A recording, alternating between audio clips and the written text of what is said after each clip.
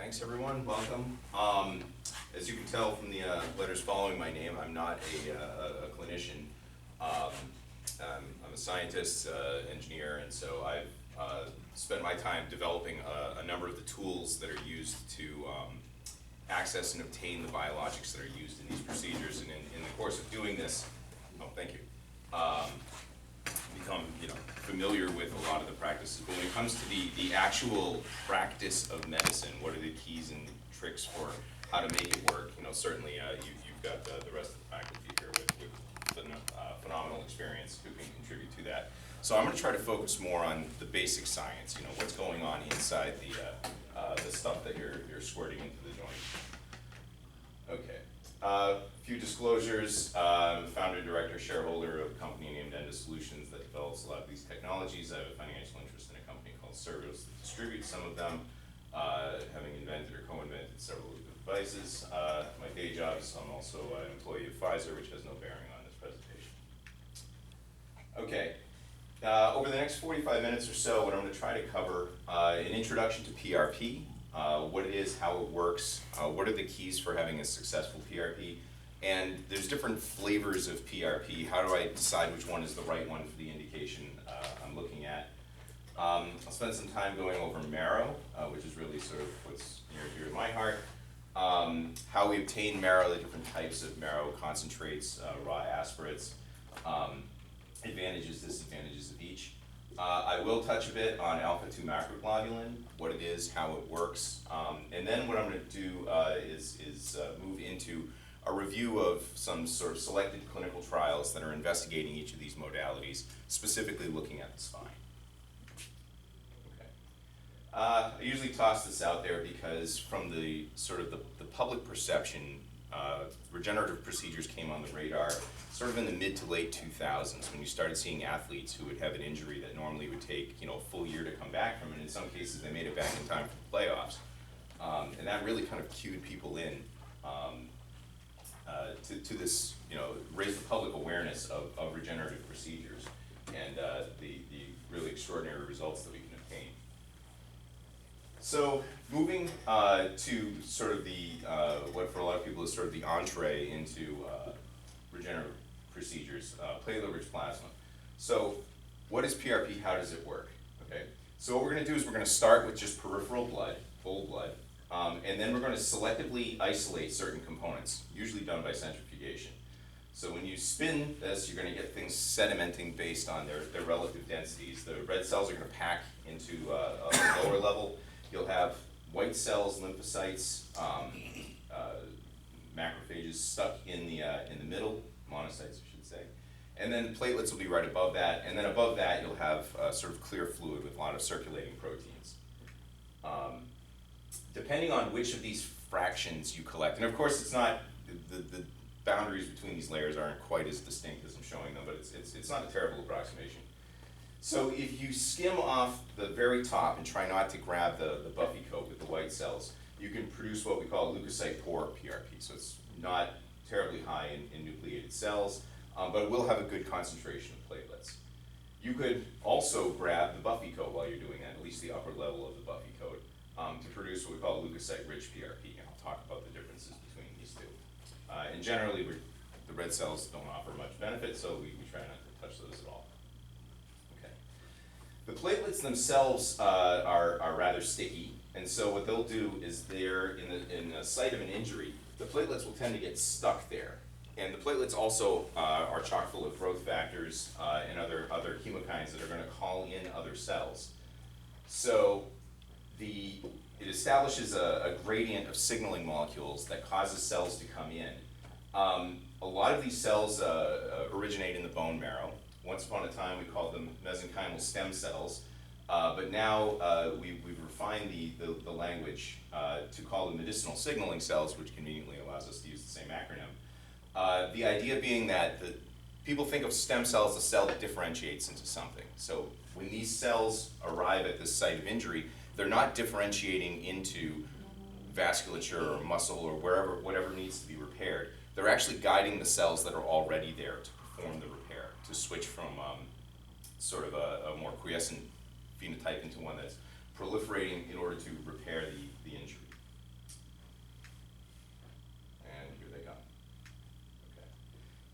So these cells are going to then guide the transition from an inflammatory state to a remodeling and repair state in order to engineer the response to hopefully regenerate the tissue to the status that it was before the injury. Okay. So what are the keys for success when you're dealing with PRP? You know, as with any kind of treating composition, you know, pharmaceutical or biologic, concentration that of the thing that's doing the work is going to matter. So the concentration of platelets and cells, if you're using a leukocyte-rich PRP, are going to matter. So how do we figure out what the concentration is? Well, you say, well, I started off with a certain volume and I reduced it to a certain volume. So if I take 100 mils, bring it down to 10 mils, that's a 10x concentration. But you also need to focus on what's your percent yield. So I can bring 100 down to 10, but if there's no cells in it, I have no concentration. So just looking at this very simple equation here, we want to start with a high volume. We want to reduce the volume as much as possible. But important to note, once you reduce it to basically the size of your defect, reducing it further isn't going to help because it's going to dilute in the body. You know, try to come up with a process that gives you a high yield, that captures most of the platelets and the cells, if that's what you're going for. So the different components within the PRP, platelets, are going to actually contain quite a lot of anti-inflammatory factors. And the cells are going to be more complicated, okay? You're going to have some cells that are largely anti-inflammatory, and some cells that are pro-inflammatory, but overall, having this sort of suite of cells present is going to be functionally better for stimulating remodeling. So I'm telling you concentration matters, but I haven't told you what kind of concentration. So Dr. Santana did some nice work where he looked at what is the required fold concentration you need to get in order to, over baseline, in order to have successful outcomes. And so what you see is that perhaps, you know, as age goes up, you need to be able to concentrate more and more. This is sort of a combined combination of you might need some more cells in order to drive healing as you get older. Also, sometimes these cell populations diminish. So since we're talking about autologous, if I'm starting off with a patient who needs more cells and doesn't have as many to start off with, it combines to say I need to get a bigger fold concentration. So bear numbers like this in mind when you're evaluating different technologies, and there's a number of devices out there for producing PRP. I think you'll probably see one in action later today. You know, what capabilities do they have to produce the concentrations, and think about, are these numbers going to be compatible with the patient population that I'm trying to serve? Okay. So I mentioned we can produce PRP with cells or with minimum number of cells, nucleated cells. How do I decide which one I want? And so I'm going to show you some very gross generalizations, and you know, part of the art and the craft of medicine is saying, in my specific case that I'm trying to treat, which one makes sense. But just in some sort of overall buckets, okay? Leukocyte poor PRP is going to be really good for acute pain management. It's really good at tamping down inflammation. However, without those cells there, it's not going to be as potent at stimulating the healing. So if you have a structural injury, you might want to look at the leukocyte-rich PRP as being better able to promote that healing. A lot of older patients, their problem is chronic inflammation. If you give them a really good anti-inflammatory, they're going to respond well. Younger patients, it's probably secondary to an injury, okay? So again, the leukocyte-rich in that case. And then finally, when you're thinking about going within a joint, the anti-inflammatory properties of leukocyte poor and the very, very low red cell presence can be good if you're dealing with something that's inside a joint. If you're outside of a joint, then the extra oomph that's present in the leukocyte-rich PRP may offer some extra advantages. So as I said, there's going to be exceptions for all of these generalizations, but one key factor is always going to apply. And again, this is true for anything. The dose and the concentration are going to be the most critical factors for success. Okay. Transitioning from PRP over to marrow, so whereas PRP is largely a growth factor driven approach, you put the platelets in, they release the growth factors, the signaling molecules. Marrow is very much a cell-driven therapy, okay? The PRP is, on some level, trying to call in cells from the marrow. When you use marrow, you're delivering the cells directly to the defect. So they're also going to be dose-dependent. And in this case, what we'll focus on is cellular content. And again, these are not stem cells that are going to turn into whatever kind of tissue is damaged. They're going to alter the type and the function and amplify and recruit the cells that are needed to fix the injury. So they're guiding the repair, not actually becoming the repair. Okay. So when you're dealing with marrow, how many cells are needed? And here what I'm going to focus on is absolute numbers of cells, not fold concentrations. And then later on we'll say, how do I get these number of cells? So looking at a number of reviews where people were using marrow or marrow concentrates and actually did counts prior to performing the procedure, followed the patients and said, what differentiated success from failure? What sort of what numbers are we looking for? And when we're talking about marrow, kind of the standard that people use is the number of CFUFs. So if you take your marrow, streak it out, you get these little colonies that look like fibroblasts that form. You count how many of those you're generating per mil or per microliter of the stuff that you smeared out. And when you do this, what you can see is this clear pattern that if you have more, that's associated with success. If you have less, it's associated with failure.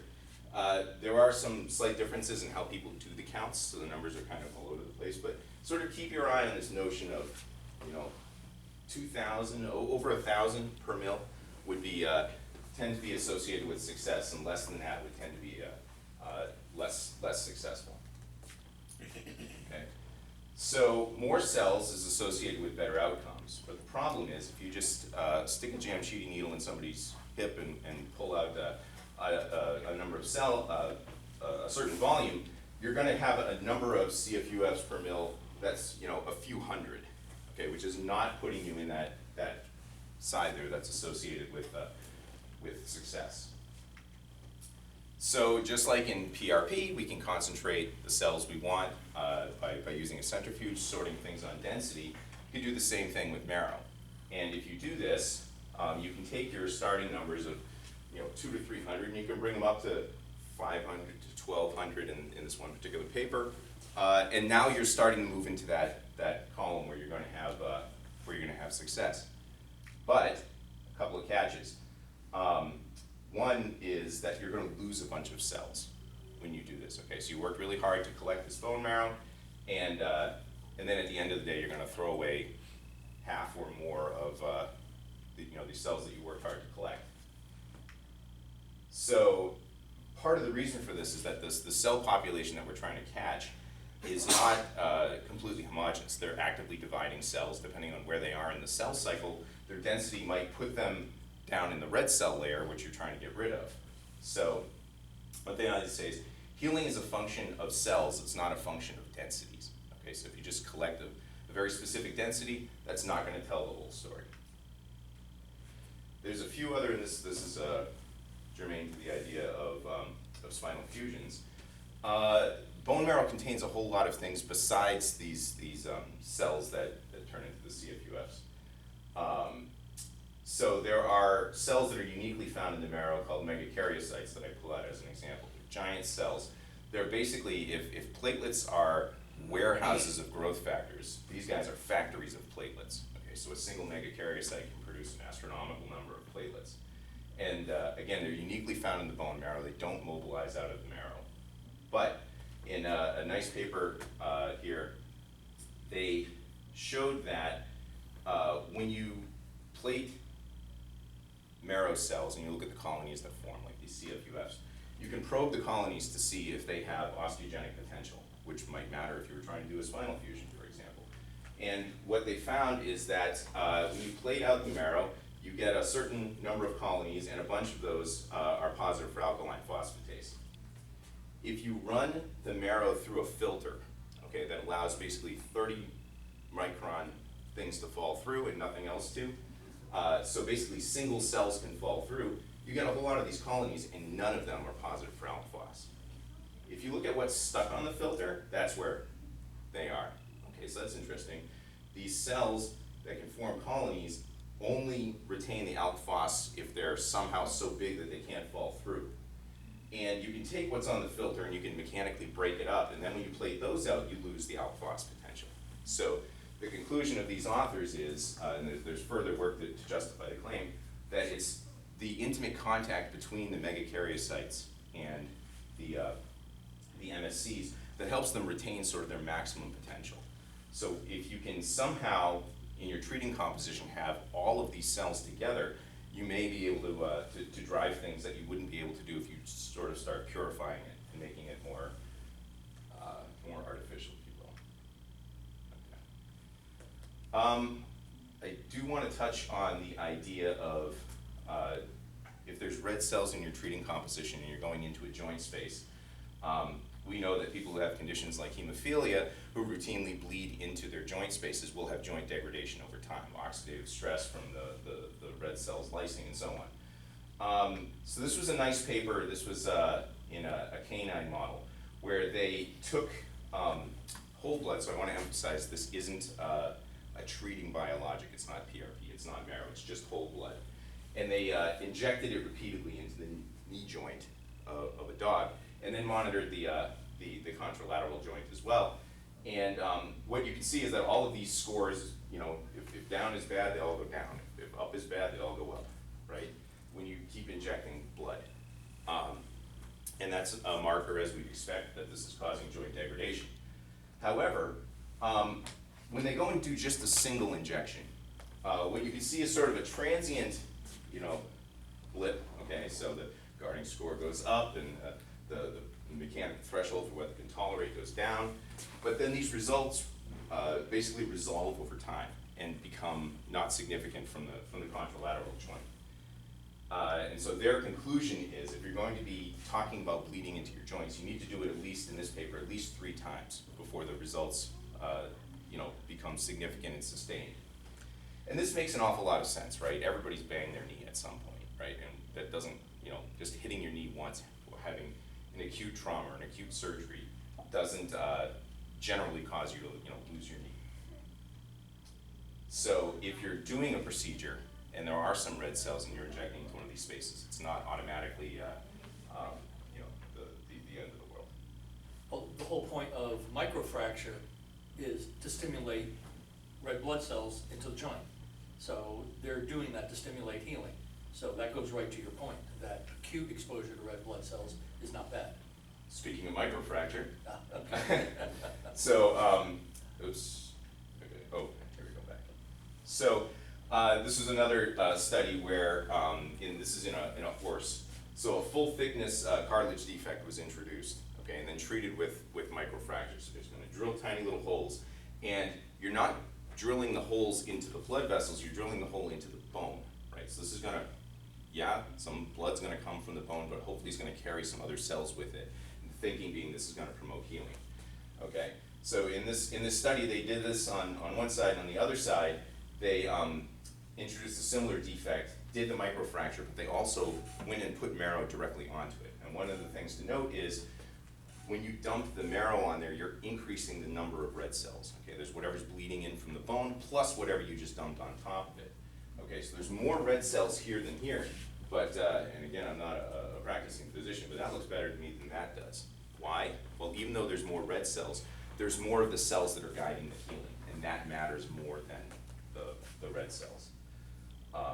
So the cellular content of the marrow and anything you can do to boost that is promoting healing. Okay. So quick review, we want high cellular density, high cellular numbers in order to have successful outcomes. You can't just simply do a traditional aspirate. You can use a centrifuge to get your numbers up, but you're going to lose, you're going to A, start by having high volume draws, and B, you're going to lose a bunch of cells like the megakaryocytes during the processing. What's been known for a while is that if, rather than trying to tap into the hip and pulling out 50, 60 mils so you can concentrate it down, if instead you do very small draws, 1 or 2 mils, you get some really, really good marrow coming out of that, really good high counts. The reason that the counts go down when you, if you do the large draws, is nature abhors a vacuum. So you're going to pull out 1 or 2 mils of marrow, and then all the blood vessels, basically within the the bone space, are gonna fracture, and more, it's basically peripheral blood that comes in and fills that space. So then you keep pulling, and you're getting these diminishing returns. The analogy I like to use is thinking about if you have like a snow cone, right? If you know, it starts off and it's bright blue, right? So you stick the straw in and you take a sip and it tastes really blue. If you just leave the straw there and keep going, eventually you're gonna find, and it won't take very long, that all you're sucking up is ice water, right? Because all the flavor is elsewhere and you've drained it from where it is. So if you move the straw around and take little sips, then you're gonna get, you know, you turn your teeth and your tongue blue and be very happy. So the answer then is simple. What we need to do is do 30 1 ml draws, and that is better than doing a single 30 ml draw. Except that generally your patients are not going to want that to happen. You're not going to want to do that. So there's some technology that I had a hand in developing, where basically you can, from a single introduction, you can put a needle in, and then within the bone space it'll travel around and collect marrow, basically 1 or 2 mils at a shot from an extended geography. So it's like moving that straw around. And when you do that, what comes out, just straight out of the hip, you can see the CFUFs, 2,000 to 4,000 for most subjects. That's already in the concentration you want to be in without the need to use a centrifuge. Further, you know, this is focusing on the CFUFs, but you're also going to have all the other cells that are present there because you're not throwing them away based on their non-optimal density and so on. Also, because this is going to have to go into the centrifuge, you don't need as much anticoagulant and so on. It's a faster procedure. So I'm pretty proud of this technology here, and I think it's great. But form your own opinions. A couple other points on marrow. So as you get older, people say, well, can I get good marrow out of somebody who's older?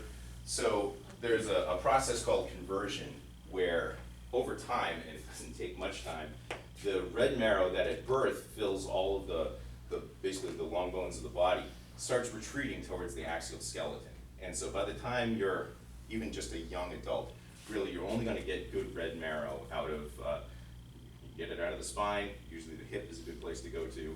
The skull, which I haven't heard about anybody using, but it's there.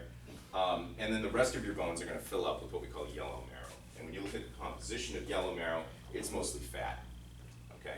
So you're not gonna have great luck, you know, getting good marrow out of the tibia of, you know, somebody my age. You can actually get yellow marrow to turn back into red marrow by being a professional athlete or by smoking a lot. I recommend exercise, I don't recommend the smoking. So basically, use the hip. And one of the things that we notice is when do you start having joint problems, right? Well, it's kind of comes around the time when the marrow starts the red marrow starts retreating away from those joints. So without having marrow in close, intimate contact with a space like your knee, can make your knee more prone to degradation or less able to recover from injuries. We're not focusing on knees for this particular talk, but it is an interesting thing if you think of the joint as a complete organ. You're taking away one component of it, and then the organ doesn't seem to do so well over time. Okay. I did mention that as you get older, the marrow retreats to the axial skeleton. Well, what's going on within the axis? So these are showing you, and this graph is backwards, axis should be flipped, but the number of CFUFs you can get from patients of different ages, and this is using that needle that I was describing, the single straight up aspiration. And what you see here, whoops, I want to color that. Okay, so if we keep our eye level at sort of 1,000 or more CFUFs, you're finding that there's patients across all these ages that are able to give you high quality bone marrow out of their hip. You know, bone marrow donations for oncology are collected. They'll accept them from anybody up to age 60, but only if it's collected from the axis, usually from the hip. So age doesn't necessarily automatically preclude somebody from being able to be a potential candidate for a treatment with marrow.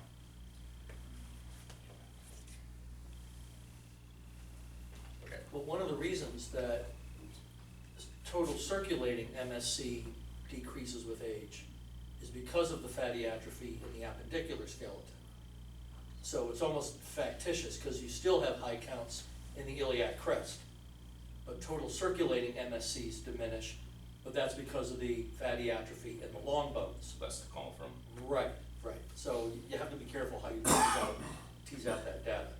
But that's part of the point of the regenerative procedures is to say your body's not going to be able to do this on its own. Let's help it, right? You can't mobilize enough cells across. Let's bring the cells to the spot. I guess I'm just curious when you're stating that the marrow is moving away from the knees faster than the hip. Has anyone hypothesized that's why everyone gets knee arthritis but not necessarily hip? So I think there's a growing understanding in the field that for a joint to be healthy, it requires all of these components: a healthy synovium, a healthy, cartilage, healthy bone, healthy marrow. One of the things that I think is interesting when you look at that picture here, right? So people not only have knee degradation, people get hip replacement, but it's hip. When you're talking about damage in the hip, it's almost always in the femoral head, where the marrow's gone from. Ilium. Thank you. It's early. You still got good marrow there, right? So the damage is usually on the femoral side. So that's just kind of an interesting coincidence. But I think we're building our understanding of, and Dr. Biskup had mentioned, thinking about treating this as like an entire functional unit and not one little component with that can be treated in isolation. Within the joint, I think it's the same story. Do want to touch on A2M before I get into the interesting clinical stuff. So alpha-2 macroglobulin is sort of one of the newer members in the regenerative, not a new protein, but it's new to regenerative medicine toolbox relatively. People have been talking about it for 15 years, but I think the number of people who are using it is building up quickly. It's still not, I think, at the same level as people who are using PRP or bone marrow, but it's coming along. So alpha-2 macroglobulin is a giant, it's a 720 kilodalton protein as a tetramer. When you see little cartoons of it, people make it look like a little Pac-Man. It actually looks like 4 mittens that are kind of connected to each other. And what this thing does, and I have it here, yeah. So within each mitten, there's a little peptide sequence. And what that sequence is evolution has selected it to look like a really attractive target for proteases. Okay, so they prefer to hit this than to hit their natural target. And this is basically almost all proteases, including ones that are responsible for degrading extracellular matrix in the body. Things like matrix metalloproteinases and RMTI proteins. So what happens is these guys come along and they see this bait and they go for it.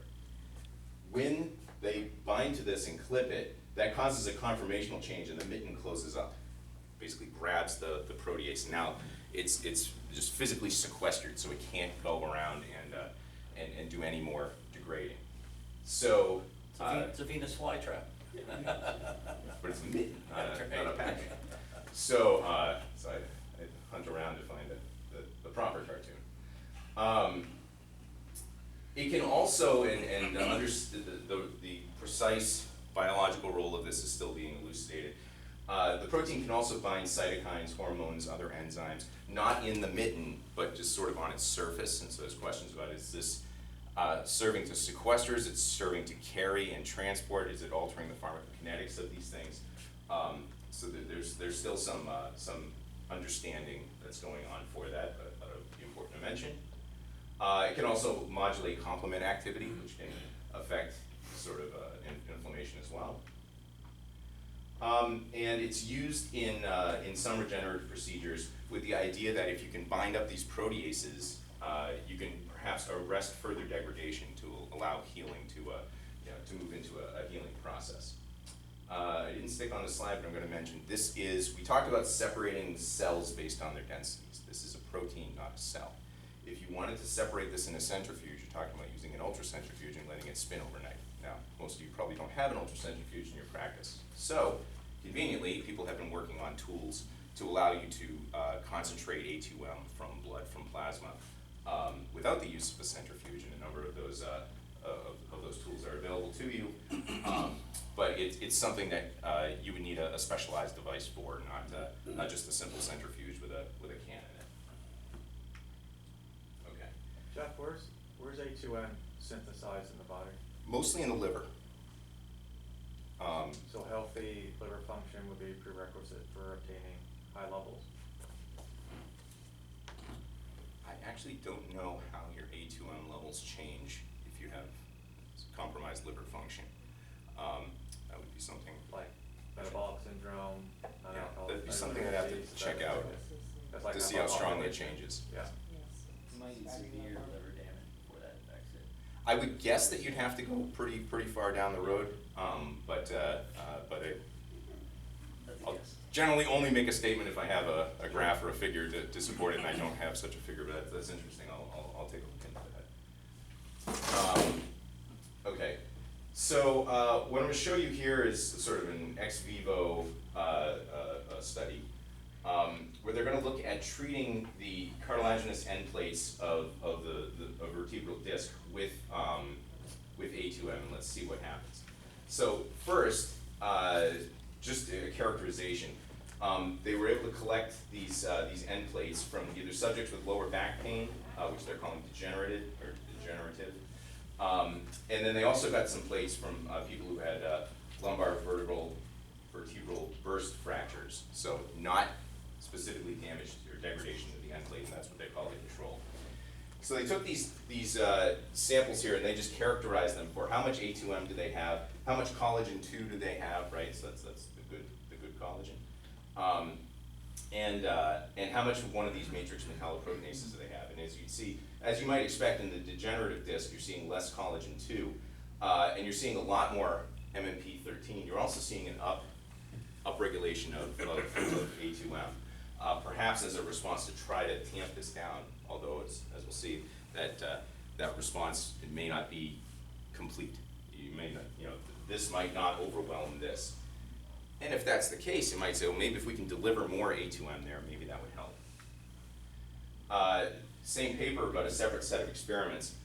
They collected these plates from rats and then treated them ex vivo. So this is not a treatment in the body, this is a treatment in a dish.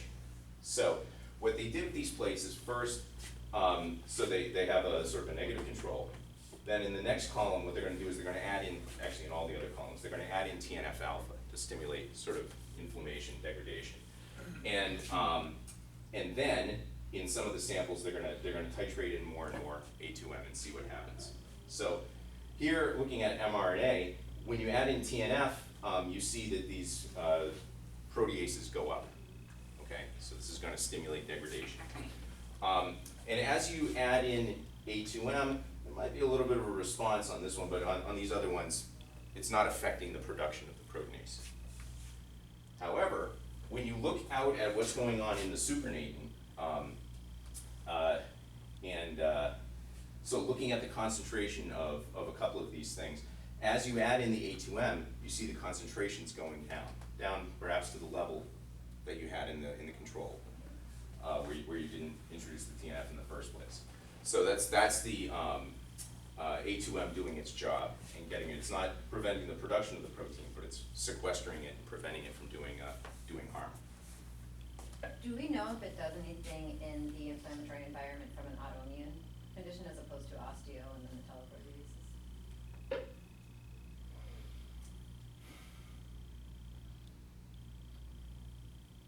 I'd have to think about that. I'm not familiar off the top of my head, but what could it be doing? I have to.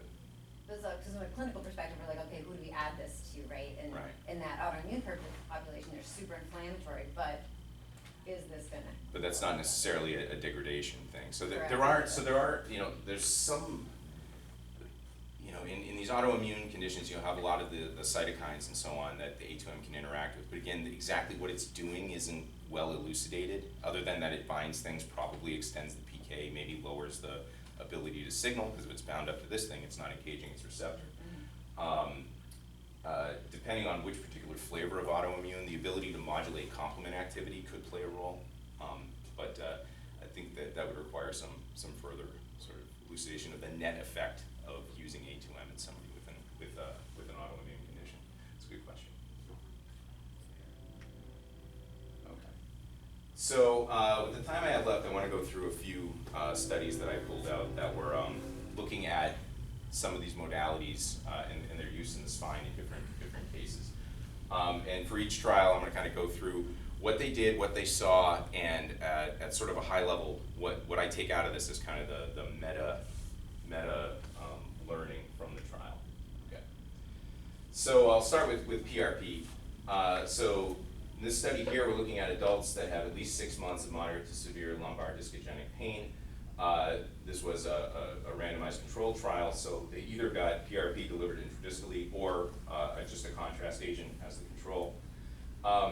They were followed for 8 weeks, and then at the end of 8 weeks, anybody who was in basically the study was unblinded, and if you were in the control group and weren't feeling so great, you could opt to receive a PRP procedure, and then everyone was followed for a year. But after 8 weeks, you lose the nice balance between control and treatment. So, I got 3 here. Okay. So for a few different outputs. So what's interesting is in this study, the group that got the PRP, at least for this one metric, was much worse off. So when they did their randomization, they must have based it on these endpoints and not on this one. But what you can see is that over that initial 8-week period where you have the nice separation between the a well-defined control and treatment groups, the PRP group showed a lot of improvement. And this is if you can't read, functional rating index. If you look at the SF36 survey, everybody kind of declined for the first week, but then you see this improvement, and it seems like it's continuing to improve for the PRP group, whereas the control group is just kind of fluctuating around their baseline. Things like this are going to be typical. Just doing anything, whether it's a knee, whether it's a spine, is going to cause some kind of transient thing that everybody's going to feel. They might feel better because they're getting treatment, just washing out the joint, whatever. They might feel worse because they just had a procedure. So with regenerative procedures, you really see the difference over time. You know, have you had a durable improvement? And then this was showing their current pain, and the graphs look similar for best and worst pain. That the people who just got the control injection holding pretty steady. The people who got the BRP are doing better here. But what's really cool is when you look at that 1-year follow-up. Okay, so at this point it's not controlled because basically everybody went and got the PRP injection. So when you compare the baseline versus the 1-year time, I've kind of added these arrows in. If you can't see this, don't worry, it's on your stick. You can take a look at it at your leisure. But basically across all of these, there was improvement in every single one of these things, and quite a substantial one. You see the p-values are really quite significant.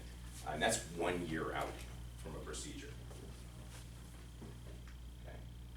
So if I had to say what's a high level thing, and you'll probably hear this from some of the docs later, managing the expectations that people are going to have about their rate of improvement, that maybe at 1 week you're not going to feel great, but over time we're expecting that this is going to, or we hope that this is going to produce good results for you. That'll prevent people from feeling really irked that at 2 weeks or 4 weeks they're, why isn't my pain completely gone? This is a healing process, and healing takes time. Okay. Here's another PRP injection, this time pretty low in the spine, and also a randomized trial. And what they got was either leukocyte-rich PRP, so cellular PRP, or a corticosteroid. And so when you look at the VAS scores, okay, again, so in this case the blue is the corticosteroid. Everybody got better right out of the gate, but then you see the corticosteroid kind of wears off, okay? And this is at 6 months, they're basically back to baseline. The PRP group is still down. When you look at the SF36 questionnaire, I had a thing there as well, the PRP group, fantastic scores, very significant improvement. Whereas as you expect, the corticosteroid is kind of wearing off by that time. So the punchline that I pulled from this is that these regenerative therapies, because you're driving, you're not treating a symptom, you're hopefully promoting healing. These can be more durable than quick fixes like a steroid injection. Okay. Switching to bone marrow. So this is a study where they're going to inject bone marrow concentrate intradiscally. 33 subjects, you can read all about them here. They were followed up for a year after injection into the disc nucleus. And so these graphs are showing the fraction of people at each of these different visit times, and I've written what those times are, who showed at least a 50% improvement in each of these scores. Okay, so you see, okay, even out to a year, you've got 40% of people reporting at least a 50% improvement in their NRS or all these different things. And that's cool, but when I say like 40%, I'm like, that's not great. Right? Okay, it is great, but could it be better? So they went back and sort of re-stratified in the study, examined people based on their baselines. And what they found is if you broke up people by who had a low pain score to begin with, so a baseline NRS of less than 5 or greater than 5. And here you can start to see the separation, right? People who were worse off responded better, okay? So the importance of, and this is gonna be true for everything, right? Selecting the right patient, who's gonna be the one who's gonna gain the most from this procedure, okay? So if somebody comes in who has some of these lower scores, maybe this isn't the right procedure for them, maybe something else will work great for them. This is gonna have much more of an oomph than somebody who's doing worse. Okay. This is one of the things that I think is the most exciting. So this was using bone marrow concentrate to treat people with spinal cord injuries. There's a whole lot of these papers out there. But in this one, they treated 297 patients, so it's a lot of people, so that's why I'm gonna focus on this one here. So these are people who either had a traumatic cord injury leading to some degree of paraplegia or quadriplegia, or had non-traumatic cord injury, just lesions. And they received their own bone marrow concentrated, delivered by a lumbar puncture. They were examined 3 months post-procedure for improvement, okay? And when you look across this, so there's a lot going on here. Around a third of subjects, whether they were paraplegic, quadriplegic, or just had a cord injury, showed improvement in at least one of these things: sensory bladder control, reflexes, etc. So, I mean, that's pretty cool, right? But one thing that I wanted to point out, so they also have, within each of these groups, so they have the Asia classification of, is it a complete paraplegia, or is it incomplete at these different levels, and so on. And most of the subjects were category A, so as far as you can go. But if you add up the numbers and look at the responses for the lower, and I'm making this point, they didn't make this point, right? So people who had still had some level of function or sensory, their numbers in general are better than the ones who are most severe. So again, along the lines of, okay, so I'm saying that the takeaway from this is you can get some pretty amazing results from these procedures. But just again, highlighting that, picking the right patient or managing expectations. We'll try this, it might work, but if somebody comes in who has sort of an incomplete level, maybe there's an even better chance it's gonna work for them. Where was it delivered relative to the injury? So these were all delivered in the lumbar region, but you'll have to go into the methods and see exactly. So below the what level of the injury? Lumbar is below the level of the cord, I assume. So if you're quadriplegic, the injury is probably higher than the lumbar, right? Even if you're paraplegic. So the references are in there. I encourage you to take a look at it. Was there any mention of when the injury occurred to the time of treatment? They also have, whether it's in this paper or one of them that I'm just about to throw up, they did look at that, and the sooner the procedure was done, 6 months maybe was just the line in the sand that they drew.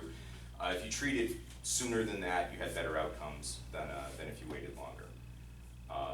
So that did play a role, and that's something that they did call attention to. And in general, was it one injection or Yep. multiple injections? One injection, and then 3 months later. So did these results get better 6 months out? They don't say.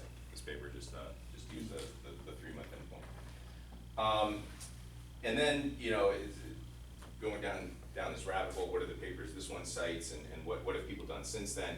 A whole lot of papers out there on treating spinal injury with bone marrow.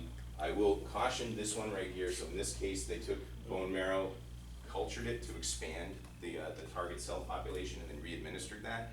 I don't believe that's a completely kosher procedure outside of a clinical trial. But basically the same authors came back 2 years later and did another one where they just re-administered bone marrow. So maybe they realized this isn't where the future, or at least the near future of medicine was. But all of these papers, these are on significantly fewer subjects, but they all report really amazing results. So again, amazing results are possible, at least in some patients. And of course, the question is going to be identifying those patients and so on. And lots of work being done. Okay, I think the last one I'm going to show is about A2M. I was unable to find good A2M studies in spine. People are using A2M in spine, but not at the level of like publishing a large, study. So it's a lot of, anecdotally, there's a lot of good results, but not published as, RCTs in the literature. So I pulled one out for the knee. So in this one, they took 75 patients, Kale grade 2 or 3 arthritis, and they got either A2M, PRP, or a steroid. And the A2M showed improvement in the knee pain and the function at 6 to 12 weeks. But when you ask the patients how they're feeling, basically everybody felt better, right? And it wasn't significantly better than the other ones. However, the question that I'm asking is, have we found the right patient's conditions dose for this treatment modality? So you've got a range of people respond well, some don't, and then when you average it together, it looks the same across these groups. But is there somebody who is a non-responder in the PRP group who would be a high responder in the A2M group, and vice versa? Right? So again, it's about stratification, finding the patient with the right, just sort of having this catch-all bucket of if you have, Kale grade 2 or 3, then you're equally good candidate for all of these other things. There's an awful lot that's contained in that MRI that might tell you, which one is better than the other, and just simply having this inclusion criteria and then randomization may not be the best way to go. Were there any comments using A2M and PRP together? Not in this study. There is a growing number of people who are combining these things. Just do something to concentrate the A2M and then mix it in with your PRP and then administer it. How much does that go beyond the PRP? We'll need to see the data in order to really make that definitive statement. But with all of these cases, and what you'll hear from all the docs again, is how do I identify when a patient is a good candidate for the particular treatment that I'm thinking about? Okay. So I guess that's the end of what I have. Hope I didn't run over too much. There's a few slides. Every paper that's in there has the full reference here, so you can pull it up, and this is all on your stick. So, all right, thank you. We have one question from Yeah. Dr. Waller. Just the liver question for A2M, those are actually the highest A2M. Because antithrombin is decreased and A2M compensates for that. So it's not like you'd want that patient, but it's actually higher than liver damage. I actually have a three-pronged question. Thank you, by the way, it was an excellent talk.